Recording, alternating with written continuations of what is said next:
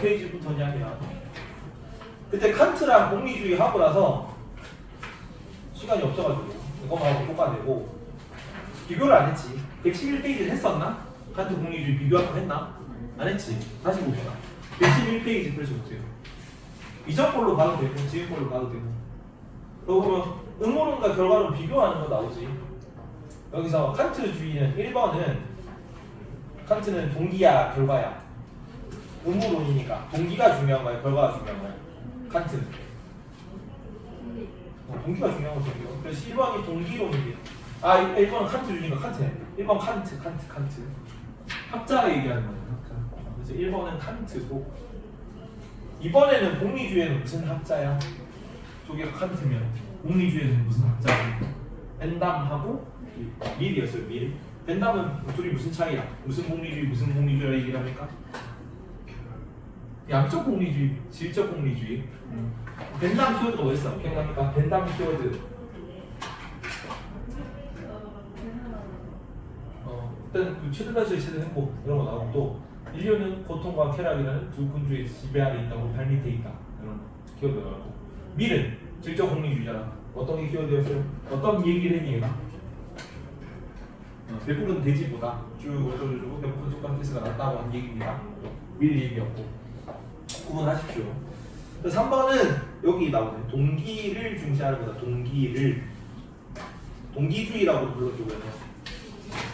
동기를 중시하기 때문에 만족감을 위한 기분은 윤리적인 게 아니다 라고 얘기를 하죠.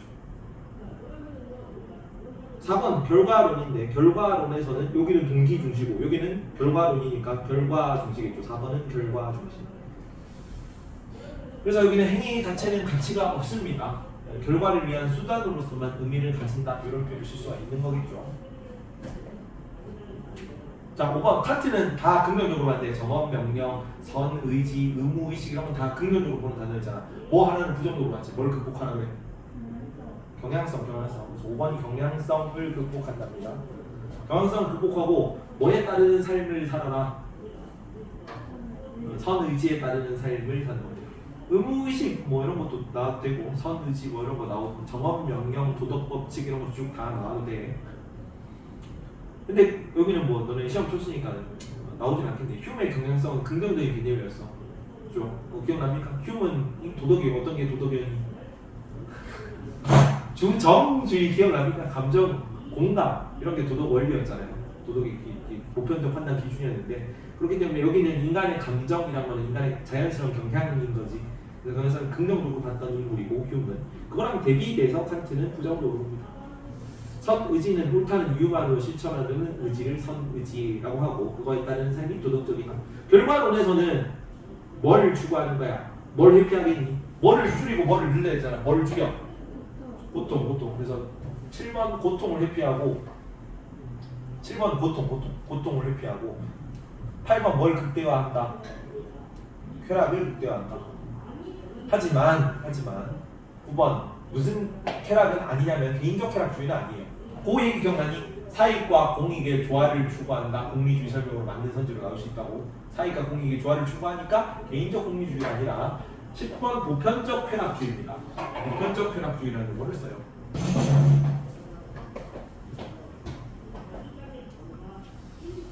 그리고 의무론에서 인간을 뭘로 대우하라? 목적으로 대우하라. 두 개 기억해라. 정식이 두 가지 있었지. 정언명령 법칙에 따르는 두 가지 그 정식이라고 보편 법칙 같은 개념이었잖아. 두 가지 정식. 무슨 정식과 무슨 정식? 인격주의 정식하고 보편주의 정식하고 이건 문장을 외워야 돼. 인격주의 정식은 어떤 인격주의 정식인데 모든 사람을 오직 수단으로만 대하지 말고 동시에 목적으로 대우하라. 이게 인격주의 정식이에요. 외워야 된다. 미안하지만 그리고 보편주의 정식은 뭐? 내 의지의 경륜이 혹은 내 의지의 준칙이 보편적 입법의 원리가 되도록 행위하라. 이게 보편주의 정식이었어. 두 개를 기억해야 됩니다. 근데 여기서 인간을 11번이 수단으로만 대우하지 말라는 건데 수단으로만 대우하지 말라는 건 뭐로 대우하라는 거야? 목적으로 대우하라는 거죠. 그래서 12번 목적으로 대우하는 게 뭐였어? 무슨 정식이었다 아까? 인격주의 정식이다. 인격주의 정식. 자, 13번 개인의 최대선을 희생하는 것이 가능하다입니다. 개인의 최대선이 희생하는 것이 가능하다. 이건 뭐냐면 쾌락을 늘리고 고통을 줄이는 게 도덕적으로 선한 거였지. 그렇죠? 쾌락을 늘리고 고통을 줄이는 게 선한 건데 사회 전체적 쾌락에서 관점에서 보면은 일부가 고통이 조금 늘어나더라도 이 일부의 고통이 늘어나는 게 쾌락이 감소하는 거죠. 고통이 늘어나면 쾌락이 감소하더라도 그 쾌락의 감소로 인해 사회 전체적인 쾌락이 더 많이 늘어나면은 그것은 선한 거야. 그래서 개인의 희생이 인정될 수 있어요. 개인의 희생은 무조건 악이다? 아니야. 맞죠? 개인의 고통이 늘어나더라도 사회 전체적인 이득이 더 커지면 그건 도덕적인 행위입니다. 그래서 개인의 희생을 인정한다. 13번. 그래서 사회적 윤리라는 표현을 쓸 수 있겠지. 뭐랑 비교되는 개념이냐면 에피쿠르스 윤리는 그 공적 생활을 탈피하라는 거죠. 숨어가지고 운동적 삶을 살면서 친한 친구들끼리만 소규모 공동체 생활을 하라고 했잖아. 그거랑 비교되는 거죠. 거기는 개인적 쾌락주의, 개인적 윤리입니다. 그리고 희생을 인정한다 그래서 희생이 선은 아니야. 선은 쾌락이고 선인데 희생이라는 거는 고통이 늘어나는 거잖아. 그래서 그 자체는 선은 아니지만 타인 선을 위한 개인의 선은 희생 가능하다 이런 표현이 나올 수 있다. 자, 그리고 두 개 공통점인데 의무론과 결과론에서 14번 보편적 도덕 원리가 존재합니다. 보편적 도덕 원리가 존재한다.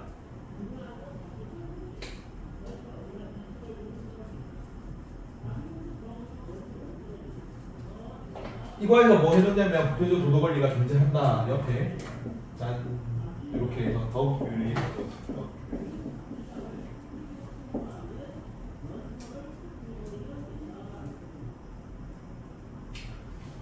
보편적 도덕 원리가 존재한다. 밑에 행위윤리라고도 적고 행위윤리 덕윤리 밑에다가는 행위자윤리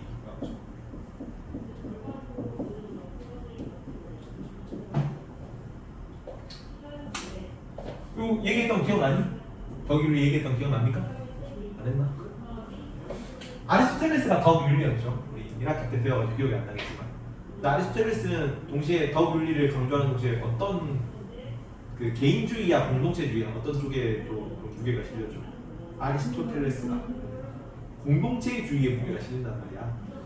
그래서 아리스토텔레스 덕윤리를 계승한 맥킨타이어 이런 사람들이 있거든. 맥킨타이어도 공동체주의자입니다. 근데 공동체주의자들이 보기에 이쪽 사회 막 이쪽 사회에 있는데 A 사회, 우리 사회에서는 소고기 먹어도 되지. 많이 먹잖아. 돼지고기 잘 먹잖아. 근데 힌두교 가지고 돼지고기를 먹으면 오늘 종교 교리에 위배되는 게 엄청 부도덕한 행위지. 힌두교 가서 소를 먹는 것도 어떻게 신선한 소를 잡아먹을 수 된단 말이야. 그래서 행위 자체에는 선악이 없어요. 이슬람교 가서 돼지 먹는 건 악이란 말이야. 근데 우리는 선악이 아니지. 그래서 이 행위 자체에는 선악, 도덕적 가치 판단이 들어가 있지 하나가 더 윤리야. 공동체화자 특징을 인정하는 거겠죠. 이해가요? 이해가요? 그래서 보편적 도덕 원리가 없어. 칸트와 공리주의의 공통점입니다. 보편적 도덕 원리가 존재하지. 뭐가 칸트에서는 뭐가 보편적 도덕 원리야? 이거 제시문에 계속 나왔죠. 저번주에 시간에 푸는 거 기억나니? 제시문에 계속 나온 소재잖아. 보편적 도덕 원리가 존재한다. 칸트는 어떻게 도덕적 보편 원리인데? 정원 명령, 뭐 선의지라든가 의무식에 따르는 거라든가 도덕 법칙에 따르는 거라든가 이게 보편적 도덕 원리잖아. 그런 거에 따르면 그게 도덕적인 거라고. 보편적이지. 모두에게 다 적용되는 원칙이란 말이야. 공리주의에서는 뭐를 따르는 게 도덕적인 거야? 공리의 원리. 무창아 공리의 원리가 뭐니? 외워야 된다. 이걸 모르면 문제를 못 풀어. 공리의 원리가 뭐예요? 공리의 원리. 최대다수의 최대 행복. 벤담이 얘기했고 이거 밀은 맞아요, 틀려요? 밀 선지로 최대다수의 최대 행복이라는 표현이 나온다. 맞아, 틀려? 맞아. 비판적으로 계승하고 오기 때문에 공리의 원리 자체를 인정합니다.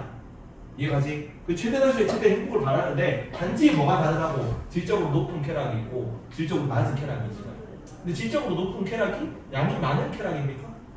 이거는 틀린 선지로 여러분 나왔죠. 양적 질적으로 비교할 때는 이거 둘이 양적으로 많은 저질 쾌락하고 질적으로 높은 조그만한 쾌락하고 이렇게 할 때는 이거를 따르라고. 물론 요 안에서 질적으로 높은 쾌락끼리 쾌락이 양행할 때는 당연히 쾌락이 높은 질적으로 높은 쾌락을 하는 거고 저질 쾌락끼리 비교할 때는 당연히 쾌락의 양이 많은 걸로 하는 거고 이해가지? 그래서 공리의 원리를 인정하는 겁니다. 밀도. 그래서 공리의 원리 같은 게 보편적 도덕 원리야. 칸트는 도덕 명령 정언 법칙, 정언 명령 도덕 법칙 이런 게 도덕 원리야. 보편적 도덕 원리가 존재하지. 근데 더 윤리에서 그게 아니라고. 괜찮지? 그러면 뭐가 도덕적인 거냐라고 물으면 이거 공동체마다 달라지는 거지. 우리나라에서는 그 지하철 타고 있을 때 할아버지 할머니 타시면 비켜드리는 게 도덕적인 개념이잖아. 그렇지? 근데 미국에서는 뭐 개인주의 뭐 이런 거니까 굳이 왜 뭐 이런 느낌이겠지. 그래서 뭐가 어떤 행위가 정해져 있진 않아. 어떤 행위가 도덕적이다 비도덕적이다라는 행위 자체는 정해지지 않는데 그냥 그 사회에서 도덕적이라고 불리는 사람이 하는 행동, 그러니까 유덕자라고 합니다. 덕이 있는 사람, 유덕자가 하는 행동이 도덕적인 행위예요. 왜? 그 어떤 사회에서 그 사람이 도덕적으로 하는가는 사회마다 다를 거 아니야. 그러니까 그 행위 자체는 정해지지 않다. 괜찮죠? 그래서 그 두 개가 비교되는 내용으로 나올 수가 있습니다. 괜찮지? 이 보편적 도덕 원리가 15번은 도덕법칙, 정언명령 형식으로 표현되는 도덕법칙이 도덕 원리고 16번 실천 이성, 도덕적 실천 의지를 규정하는 이성, 실천 이성이나 도덕법칙에 따르는 게 도덕적인 행위입니다. 결과론에서는 17번 공리의 원리에 따르는 게 쾌락을 줄이고 쾌락을 늘리고 고통을 줄이고 이게 최대 행복의 원리죠. 최대 행복을 늘려주는 게 도덕적인 행위다. 17번 공리의 원리. 괜찮죠? 여기까지 나중에 시험 보세요. 너네는. 그리고 실존주의를 넘어간다. 실존주의에서는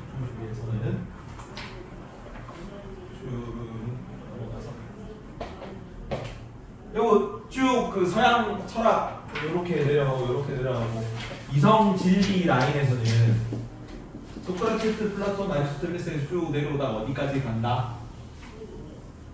여기 칸트가 이쪽 계열의 마지막으로 나오는 거고 여기는 경험, 감각 라인이죠. 경험, 감각 이런 걸 중시하는 중에서는 어디까지 간다? 공리주의로 간다.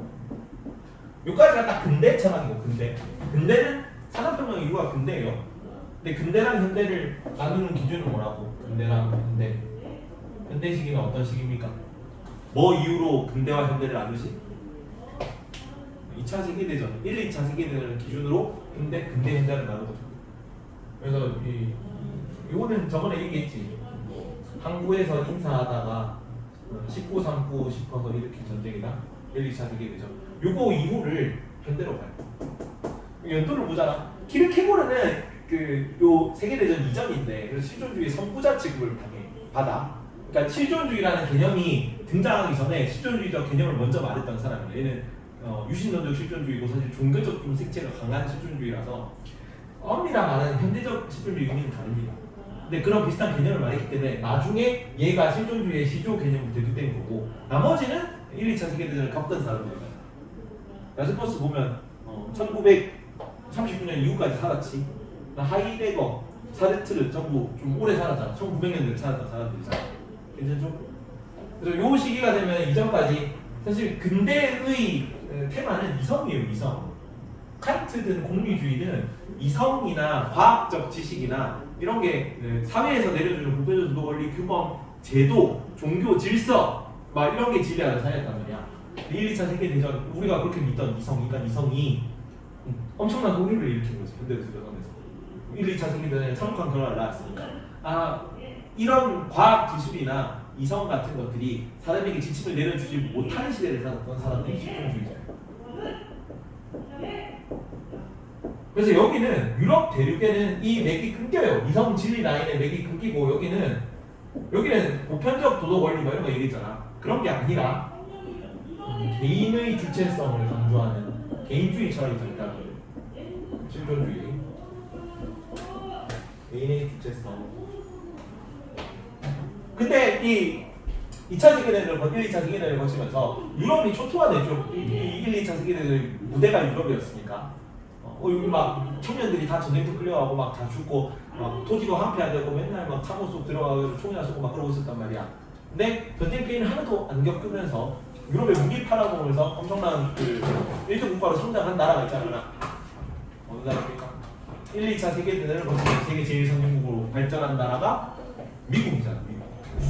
유럽이 안 나와. 다 초토화돼서 이성에 대한 믿음이 끊어졌다고. 이성 진리에 대한 이쪽으로 오고 있었는데 미국은. 근데 이 시기에 이런 인간 뭐 사회 제도나 인간 이성이나 과학 기술에 대한 믿음은 이쪽으로 넘어가는 거지. 미국으로 넘어가. 근데 이쪽 미국은 누구 식민지라? 미국 누구 식민지였어요? 영국 식민지야, 영국 식민지. 이쪽 이성 진리 계열은 전부 어디서 하냐면 대륙처럼. 여기를 영미 철학이라고 합니다. 영미 철학. 그래서 베이컨으로부터 오는데 베이컨이 되게 과학적 지식, 뭐 확장적 지식, 뭐 식민지 개척 막 이런 거 하면서 실제로 경험에서 그걸로 통한 쌓을 수 있는 과학적 지식 같은 걸 되게 강조했단 말이야. 나중에 뉴 아틀란티스 하면서 나오죠. 과학자들의 이상 사회를 노래했던 게 뉴 아틀란티스라는 책이었잖아. 기억나니? 베이컨 뉴 아틀란티스. 여기는 감각 경험 라인이 쭉 그 식민지 미국으로까지 가는 거예요. 그래서 미국에서 발달했던 게 미국의 실용주의입니다. 그래서 거의 결이 비슷해요. 실용주의나 공리주의나 거의 비슷한데 뭐냐면 이거는 쾌락을 늘리는 거고 이거는 사회적으로 실용적인 지식, 실용적이거나 쓸모 있는 지식 같은 걸 강조하는 겁니다. 철학이 쾌락을 늘려주기 위한 쾌락이라면 여기는 실용주의잖아. 사회가 발전하는데 도움을 주는 지식이든 뭐 가치든 뭐 이런 걸 좀 더 강조할 거예요. 실용주의. 거의 비슷하다고 보면 돼요.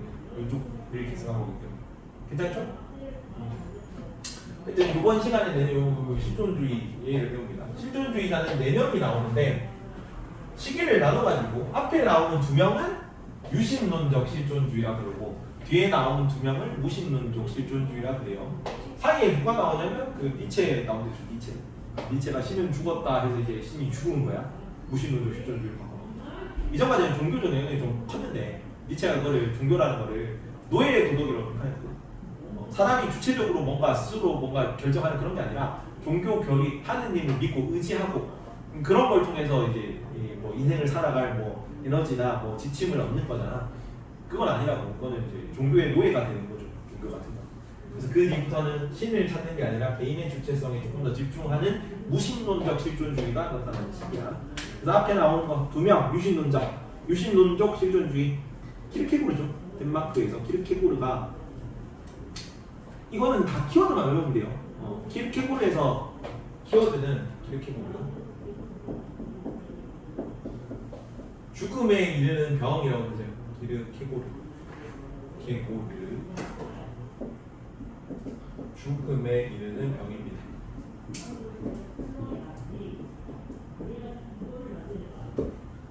지금 1, 2차 세계대전 마무리하면서 지침이 다 무너졌다 그랬지. 그래서 이전처럼 사회에서 내려진 지침대로 살아가던 시기였거든 이전에는. 근데 그렇게 살 수가 없어. 지침이 다 무너졌기 때문에.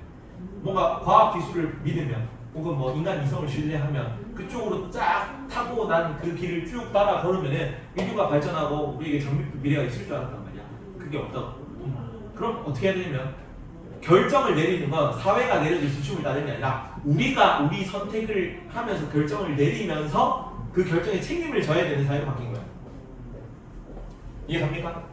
그래서 키르케고르가 생각하기에 그런 게 너무 고통스럽다고. 우리는 이전까지는 쭉 주어진 지침에 따라 살았는데 이제는 우리가 지침을 스스로 만들고 우리가 뭔가를 옳은가를 판단해서 거기에 따라 살아가야 돼. 괜찮죠? 근데 그게 힘드니까 계속 그 결정을 미루는 거지. 그리고 그냥 이전에 살아가던 대로 이전에 있었던 지침대로 그냥 쭉 수동적으로 살아가는 거야. 그러다가 막 어디에 이르게 된다고. 죽음에 이르는 병에 이르게 된다는 거야. 주체적 결정, 내가 선택해서 내가 결정하고 거기에 내가 책임을 지는 그런 주체적 결정을 회피하면서 오는 절망을 했던 거야. 근데 얘는 이 집안 자체가 사실 좀 독실한 기독교 집안이었거든요. 그러니까 그 친척 중에 뭐 그 목사님이 있고 막 그랬어요. 자세히 기억은 안 나는데. 그래서 여기서 이 주체적 결정은 뭐냐면 종교인이 되는 거예요, 사실은. 신을 만나고 그 신을 만나겠다고 내리는 결단, 내가 종교인이 되겠다는 결단, 종교에 귀의하겠다는 결단을 말하는 거야. 그거를 계속 차일피일 미루다 보면은 내가 진정한 지침을 찾지를 못해가지고 절망에 빠지게 된다. 그거를 죽음에 이르는 병이라는 표현을 했습니다. 괜찮니? 그리고 걔는 종교인이 되죠. 그래서 가장 최고의 단계가 뭐냐면 종교적 실존의 단계고, 그 이전에 내가 지침을 잃어버렸기 때문에 스스로 지침을 찾으려고 주체적 결단을 하려고 거쳐가는 단계가 있어. 첫 번째가 감각적 쾌락의 단계입니다. 감각적 쾌락의 단계를 뭐라고 하냐면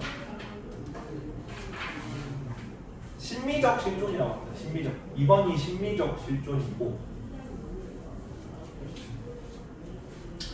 육체적 감각적 쾌락에 탐닉해서 내 마음의 안정을 얻으려고 하는 단계야. 근데 이거는 뭐 에피쿠로스부터 하던 얘기지만 쾌락의 역설이죠. 쾌락의 역설. 감각적 육체적 쾌락만 쭉 지속하다 보면 현타가 느껴지잖아요. 현타가. 더 큰 쾌락을 위해서 뭐 하다가 뭐 마약까지 하고 막 그러다가 쭉 더 이상 충족될 수 없는 고통, 쾌락에 막 힘들어하는 그런 시기가 오는 거지. 그래서 어디로 가게 되냐면 3번이 윤리적 실존 단계입니다. 윤리 규범에서 지침을 찾으려고 해. 도덕적이고 사회적이고 뭐 그런 걸로까지 가다가 그래도 지침을 찾을 수가 없다. 그때 4번 종교적 실존 단계에 이르게 된다고 봅니다. 그래서 이 종교에 기이하겠다고 결단을 내린 그 상태를, 그 개인을 뭐라고 표현하냐면, 이거는 굉장히 5번은 자주 나오는 표현인데 신 앞에선 단독자라는 표현을 씁니다. 그래서 킬케르크가 하는 실존주의라는 거는 신 앞에서 단독자가 되라, 종교인이 되라는 거예요. 그걸 위해서 처음에 심미적 단계, 윤리적 단계, 종교적 단계까지 세 단계 실존을 거쳐서 나는 거지. 괜찮습니까?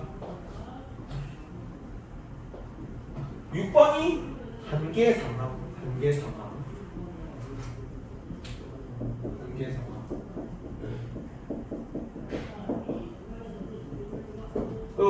실존주의자는 지금 현실 세계에 사는 게 너무 괴롭거든요. 그냥 요 딱 1, 2차 세계대전이 터지기 전까지가 유럽 전성기였어. 벨 에포크라고 합니다. 장밋빛 미래에서도 있던 그런 시기인데, 이제 막 전쟁 나고 다 죽고 막 끌려가고 싸우고 초토화되고 막 이렇게 하니까 너무 힘든 거야. 그래서 실존주의 철학자들은 굉장히 죽음, 절망, 한계 상황, 좌절, 그런 부정적 표현들이 많이 나오거든. 걔네 지금 살고 있는 유럽인들이 사는 시대라 그랬습니다. 근데 이런 한계 상황이라든가 죽음이랑 좌절, 절망 이런 것들이 부정적으로 나온 개념이 아닙니다. 이런 거를 직시하고 내가 선택하라고 얘기를 하는 거거든요. 그래서 한계 상황은 이런 걸 만나서 내 실존을 자각할 수 있는 무대가 되는 거야. 기회가 되는 거야. 긍정적으로 보는 게.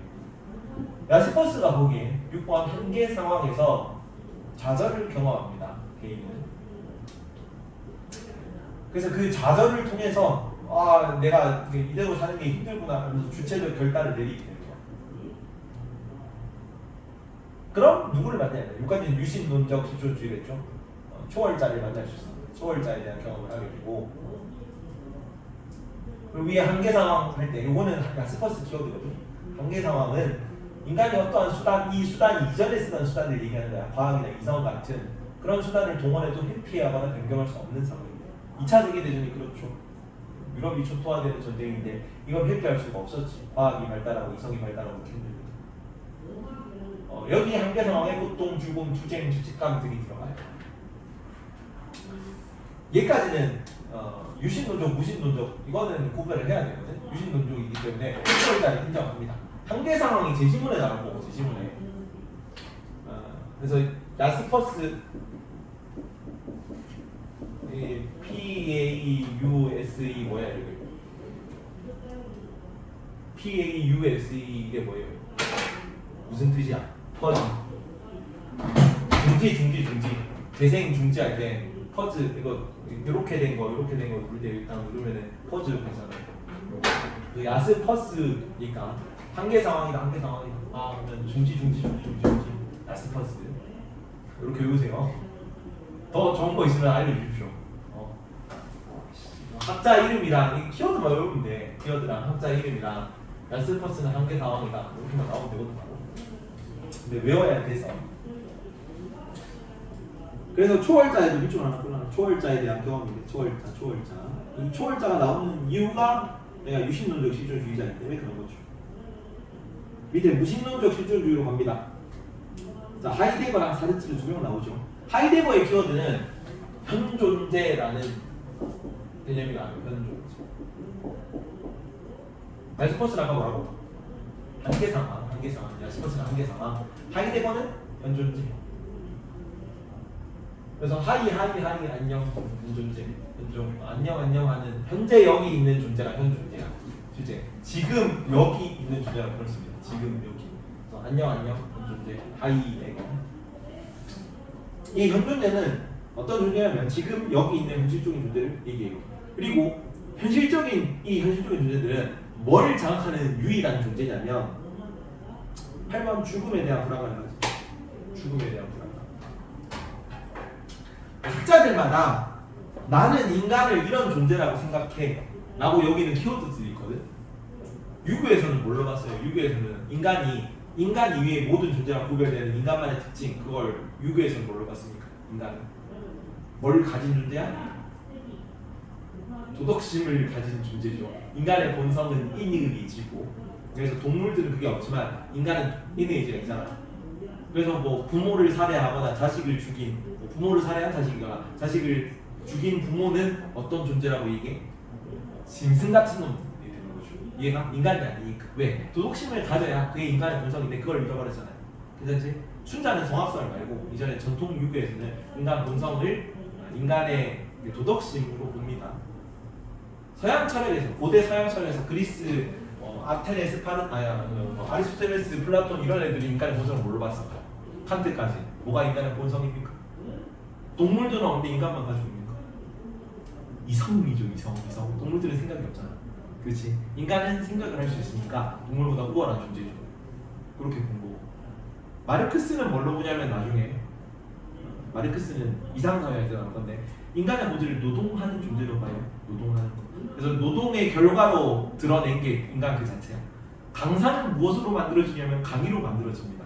이해가요? 학생은 무엇으로 만들어지냐면 학생이 공부한 공부했던 흔적에 의해서 너네가 학생이 되는 거야. 이해가요?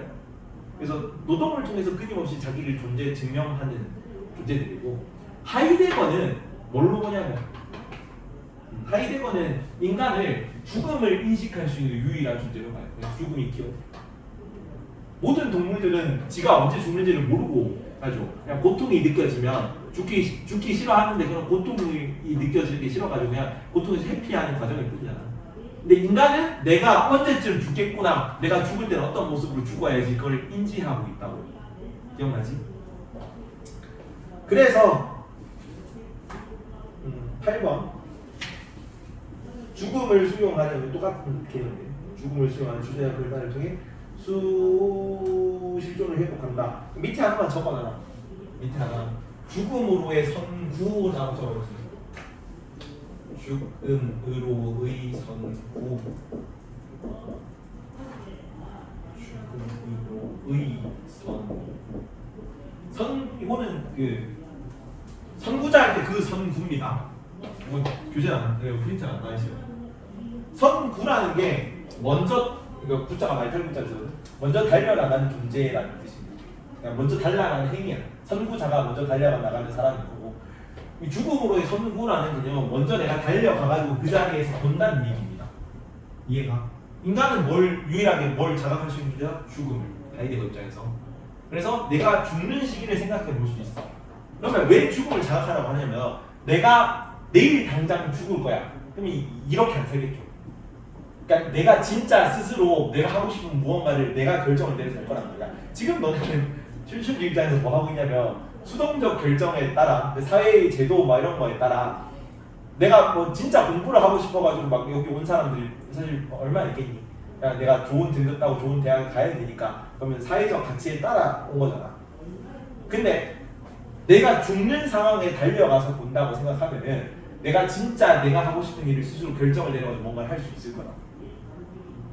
그러니까 뭐 이런 거 비슷한 거야. 이건 뭐 내 개인적인 얘기긴 한데 얘기했었나? 내가 딴 거 하다가 여기 왔는데 그만두고 여기 온 이유가 이것 때문이고, 내가 이전에 내가 공무원 비스무리한 일을 했어요. 공무원 계열에 좀 있었는데, 공무원에 있으니까 매년 하는 일이 똑같아요. 그리고 계속 직책이 바뀌거든요. 직책이 바뀌면서 내부 다 리셋되는 거야. 그래서 반복 하는데 조금 사람마다 개념은 다를 수 있어요. 발전이 없다는 생각을 내가 좀 했거든. 뭐냐면 내가 공부를 나는 좀 이렇게 막 열심히 해가지고 국정을 뭐 좋아하는데 매년 이게 직책이 바뀌다 보니까 쌓이는 게 없어. 근데 약간 비슷한 맥락이에요. 내가 30년 뒤에 예상이 가잖아. 내가 계속 이쪽 공무원 계열에 있어가지고 30년 뒤에 내가 정년 퇴임을 해. 그러면 내 그때 생각하는 내 모습이 별로 내가 되고 싶은 모습이 아니었어요. 이해가? 근데 여기 와서는 이제 학원 일, 강사 일 시작하면은 내가 뭐 교재 연구하고 유튜브 영상 보고 그러면서 조금 약간 쌓여가는 느낌이 들어. 그 발전하는 느낌이 이런 부분에서 나는 좀 든다고. 그래서 뭐 굳이 30년 후의 모습을 비교를 해보면 이때보다는 이게 좀 더 나을 것 같으니까 내가 이렇게 나와가지고 지금 학원 일을 하고 있는 거예요. 이해가? 이런 느낌 비슷한 거야. 사례는 조금 다르긴 하지만. 근데 그거를 내가 내일 당장 죽었다고 생각하고 혹은 내가 30년 뒤에 죽을 거라고 생각해보고 뭔가 지금의 행위를 하면 이렇게 수동적으로 살지 않을 거라고. 사람들이 뭐 아까 뭐 킬케고르 같은 거 보면 죽음에 이르는 병에 걸려가지고 살고 있는 거잖아. 그게 아니라 하기 싫은 실존적 주체적 결단을 지금 당장 내릴 수 있을 거라고. 죽음에 먼저 달려나가서 본다면. 이해가죠? 뭐 이런 개념입니다. 그래서 죽음을 강조했다 이런 것만 알고 있으면 되고, 이런 게 관련돼서 죽음으로의 선구라는 단어가 나올 수도 있습니다. 왜? 죽음이 하이데거 키워드니까. 인간을 죽음을 인식할 수 있는 유일한 존재를 봤으니까.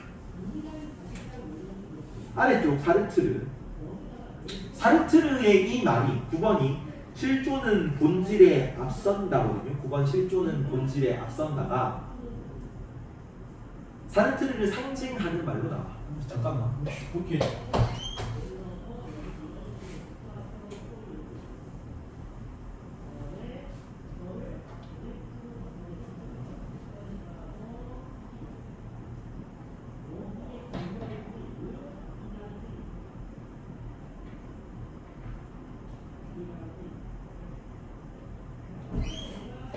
시험지 나눠주고 있어요. 시험 치는 거.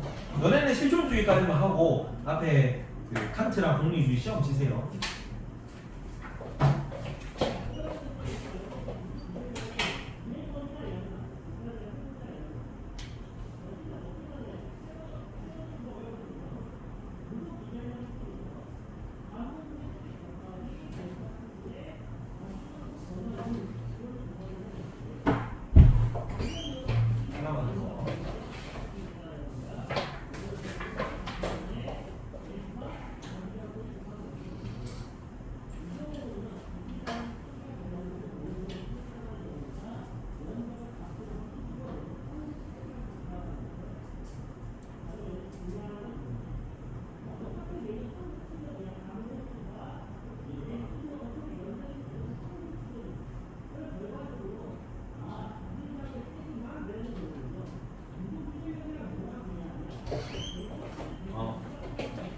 자, 9번 실존은 본질에 앞선다 였고요. 자, 인간은 우연히 이 세상에 10번 내던져진 존재. 번역 따라 다른데 내동댕이 찾았다라는 표현도 나와요. 내던져진 존재. 여기 실존하고 본질은 무슨 뜻이냐면, 실존은 본질에 앞선다는 말이 실존주의를 번역할 때 existence라고 번역하거든요. existence 뜻이 뭐야? exist 뜻이 뭡니까? 존재하는 뜻이죠. 있음이야. 실존주의라는 건 있음주의거든요. 있음에 대한 생각, 그 주의인 거지, 사상인 거지. 여기 실존은 본질에 앞선다는 얘기는 그냥 있다는 얘기예요. 얘가 본질은 어떤 목적 같은 걸 얘기해. 이 세상에 태어나는 목적. 그래서 여기 제시문을 읽어봅시다. 가위는 무엇을 자른다. 가위. 사람은 목적 없이 태어나는데 사람을 제외한 모든 사물들은 목적 있이 태어난다. 아까 하이데거의 생각하는 인간의 본질은 죽음을 인식할 수 있는 존재였죠. 사르트르가 생각하는 인간의 본질은 목적 없이 태어나는 존재예요. 자, 실존은 목적이 정해지지 않고 그저 존재하는 것 그 자체죠. 본질은 실현해야 하는 정해진 목적이나 의미 같은 걸 얘기하는데, 밑에 실제로 사르트르가 이 책에서 쓴 얘기입니다. 가위는 무엇을 다룬다는 목적이나 본질이 먼저 존재한다. 가위를 우리가 뭐 자를 게 필요할 때 가위를 찾잖아. 내가 뭐 자를 일이 있을 때 가위를 사서 올 거 아니야. 가위는 목적이 먼저 있습니다. 무언가를 잘라야지. 그런 목적에 따라 가위가 만들어지는 건데 인간은 너는 과학자가 되라, 너는 연예인이 되라, 너는 축구 선수가 되라가 정해지지 않고 태어나지.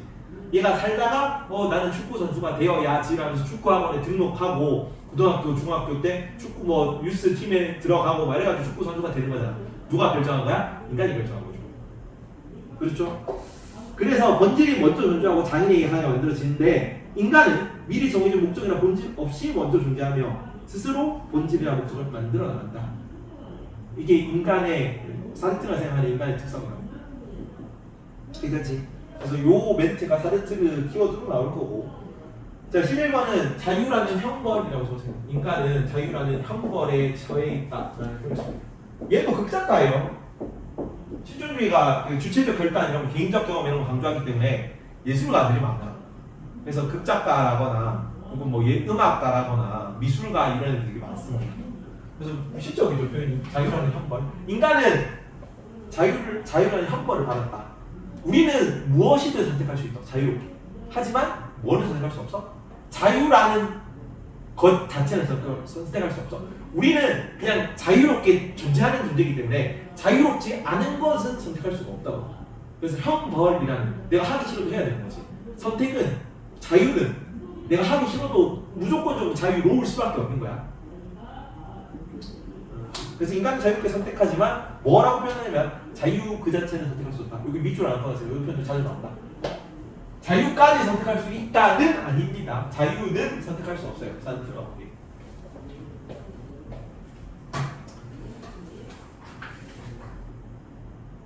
그리고 자 인생은 B와 D 사이에 C 선택. 초이스죠, 초이스. 인간은 자유라는 형벌에 처해 있기 때문에 항상 뭐 해야 돼? 너무나 자유롭잖아. 항상 선택해야 되는 존재예요. 선택. 너는 자유다. 선택하라. 그래서 적극적 13번 이것도 아마 사회 참여를 주장했어요. 이거는 뭐랑 구분을 해야 되냐면 전부 다 개인적 경험을 강조하고 있잖아요. 실존주의에서 개인성, 뭐 주체적 결단 이런 거 강조하는데 사르트르는 더 나아가서 선택을 통해 가지고 사회에 적극적으로 참여하라는 얘기까지.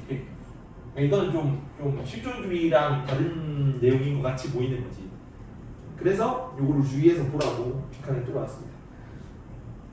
그래서 주체적 결단 중에서 14번 불성실입니다. 불성실에서 벗어나 자신의 삶에 책임을 져라. 사회 참여도 열심히 하고. 이게 죽음에 이르는 변화 똑같은 개념이야. 킬케고르 얘기하는 불성실이라는 게. 실존의 불안에 빠진 인간이 자유로운 선택으로 도망치는 것. 이게 죽음에 이르는 병이죠. 주체적 결단을 미루는 것이. 그런 불성실에서 벗어나서 선택하라. 그리고 책임져라. 사회 참여해라. 이런 게 실존주의 사르트르 키워드였고.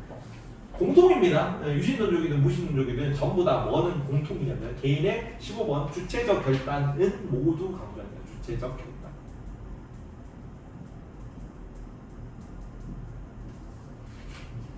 자, 암기하고 10분 암기하고 칸트 공리주의 시험 치세요. 쉬는 시간 끝나고 10분 더 공부를 하고. 자, 여기 서양 군대처럼 5분 있다 쉬면 지금 종 칠 거고 30분까지죠. 네. 종 치고 5분 있다가 10분 공부하고 시험 치고 남는 시간은 문제 푸세요. 10시까지. 공부 10시까지다. 전부 다 10시까지. 의무로 10시.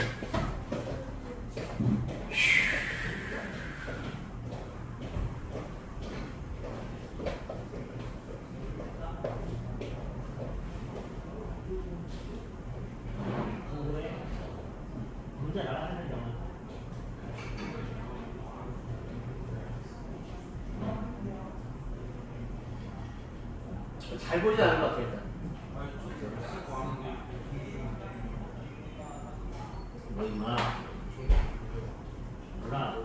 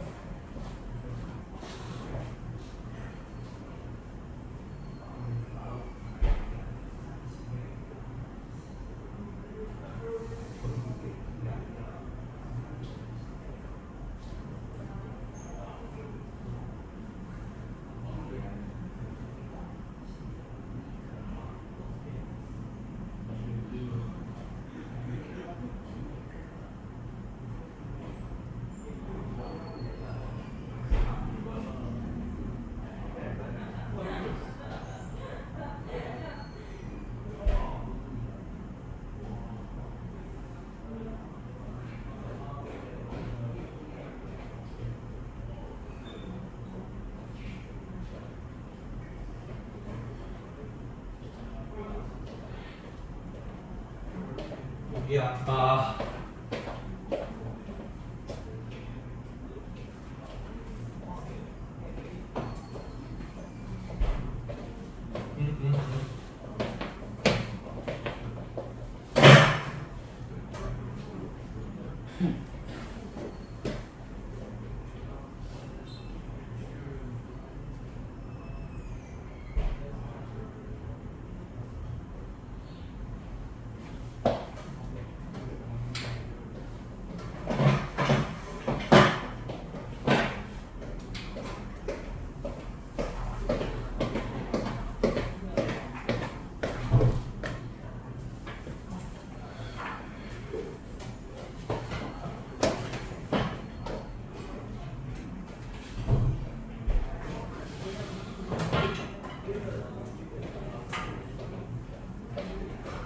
힘들어.